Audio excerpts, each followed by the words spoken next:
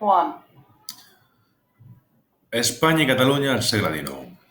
Una vegada acabada la guerra del francès, on les tropes de Napoleó seran derrotades i expulsades d'Espanya, retornarà Ferran VII. Ferran VII era un monarca absolut quan, ara, en aquell moment, a Espanya, doncs, n'hi havia una Constitució molt moderna, la Constitució de 1812. Què farà Ferran VII? Doncs ho veiem aquí. Restauració de l'absolutisme. Voldrà, una altra vegada, restaurar les idees de l'absolutisme. D'aquesta manera, el 1814, quan Ferran VII retorna, doncs imposarà les idees absolutes traient la Constitució. Això comportarà restaurar els privilegis i un retorn a l'antic règim.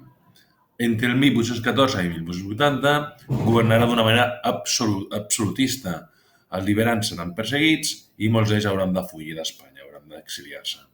Alguns militars, això sí, intentaran restaurar el liberalisme amb pronunciaments militars. Un pronunciament militar és un cop d'estat, però la diferència del pronunciament militar és que una facció de l'exèrcit doncs, s'oposa a un model de govern i espera que la resta de l'exèrcit doncs, es posi en seu favor. En cas de que no es posin del seu favor, doncs, el pronunciament acabava fent fallida. Passem al tinent liberal entre el 1820 i el 1823, on triomfarà un pronunciament liberal dirigit pel tinent coronel Rafael de Riego, que proclamarà la Constitució de 1812, la PEPA, que, com ja hem dit abans, doncs, era una Constitució molt liberal i molt progressista. El rei serà forçat a lliurar la Constitució, alliberar els presos polítics i convocarà eleccions. Els liberals retornaran les reformes de les Corts de Cadis, com una d'elles era com l'eliminació de la Inquisició, però els absolutistes no es quedaran de braços creuats, també faran diversos cops d'estats, fins que el 1823 la Santa Aliança,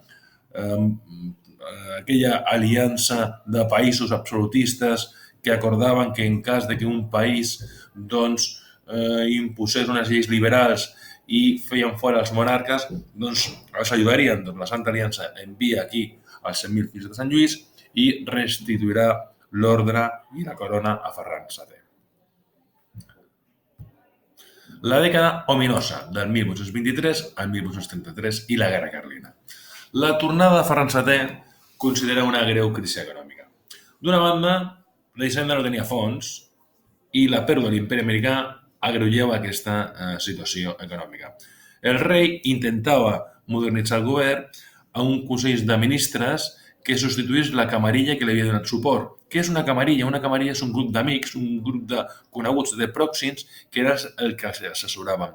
Però què passava? Que aquesta camarilla estava formada per nobles i això no els agradava als nobles i, a més, aquests nobles veien com el seu poder perillava.